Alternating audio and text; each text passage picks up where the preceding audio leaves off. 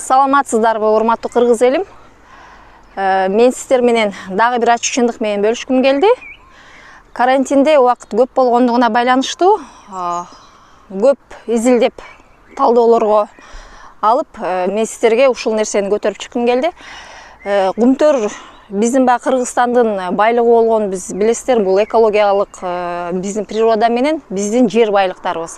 Башка өлкөлөрдө нефть, бензин жана Швейцарияларда канчалаган сонун өзүнүн природалары менен өздөрүнө туристтерди тартып, мындай болуп өнүгүп атышса, башка өлкөлөр. А бизде Алла Таалам берген эң сонун природаларыбыз жана биздин алтын кен байлыктарыбыз бар экенин билесиздер.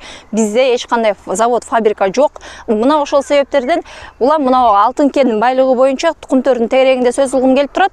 Кумтөр боюнча СССР маалында изилдөөлөргө караганда 953 тонна алтын жана 400 тонна күмүш бар экенин минимальный эсепте булар эсептеп чыгып, азыркы убакка чейин өзүңүздөр билгендей мына Канаданын фирмасы келип туруп, ошол алтындардын бар жогун 20 жылдын ичинде 50 миллиард АКШ долларга барган биздин алтын кен байлыгыбыздын бар жогун азыр сырт жака ташып кетти.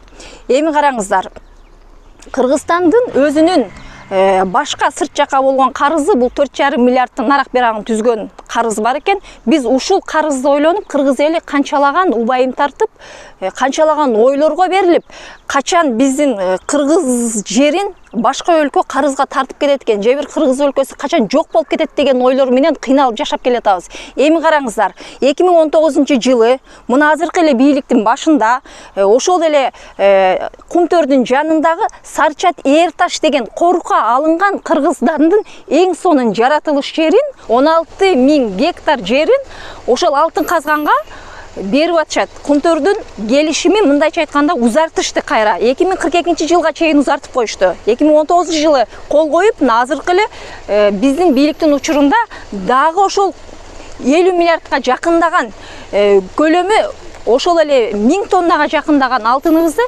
каздыртканга биз дагы уруксат бериптирбиз. Эми ошол 16.000 гектар жер азыр корукка алынган жер. Ал жерде аркар, кулжа, теке, ушундай Кыргызстандын эң баалуу кызыл китепке кирген жан жаныбарлары байырлаган жер экен. Ал жерде канчалаган канаттуулар, канчалаган дары чөптөр жайгашкан жерди биз Кыргызстанга Алла Таалам ушундай экологияны берип койгон жерде биз жер кыртышын бузганга жана алтын кендерин алып кеткенге берип атабыз. 16.000 гектар жер бул биз салыштыргым келип атат сиздер менен. Бул Казакстанга берилген 600 гектар, бул Каркырай жайлоосун караңыздар. Бул 600 гана гектар жер үчүн биз азыркыга чейин ичибиз ачышып болуп турса, эми караңыздар, алтын кенин казып, уусун сыртына таштатып, экологиябызды буздурган 16.000 гектар жер экөнүн өлчөмүн караңыздар. Мен мындай кылып салыштырып кетким келет.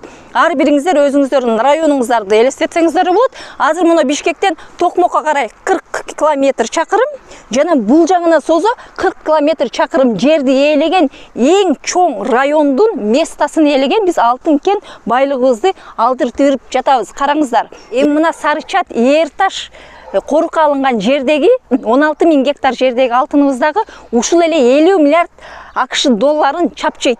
Бул дагы минимальный эсепке алынганда.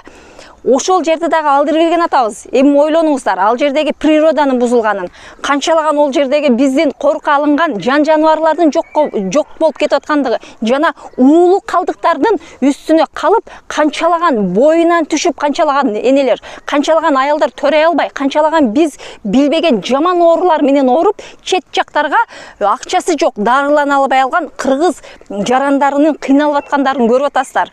Канадалык жеке ишкер мафия, бул мафия деп айткым келип атат. Бул нерсеничи эч кандай процент бербей бизге келип туруп, бар жогун алып кетип, ортодогу биздин өзүбүздүн эле кайра чоңдорубуз сол чөнтөккө солоп туруп, аларга салып берип жатат. Урматтуу кыргыз элим, ушул кен байлыктарыбызды өзүбүзгө иштеткенге бизде неужели бир кыргыздын чыныгы атуул уул баласы жок? Качан бизге ушул кыргызга күйгөн урпактарга жана мына жаратылышты сактаган кыргыздын кыргыз экенин билгизип турган качан бир мекенчил башчы келет деген ой келет мага? Качан кыргыздын Манастын урпагы төрөлүп, качан бизди бир жакшы нукка алып кетет деген соол мына мени ойлондурат. Сиздердичи?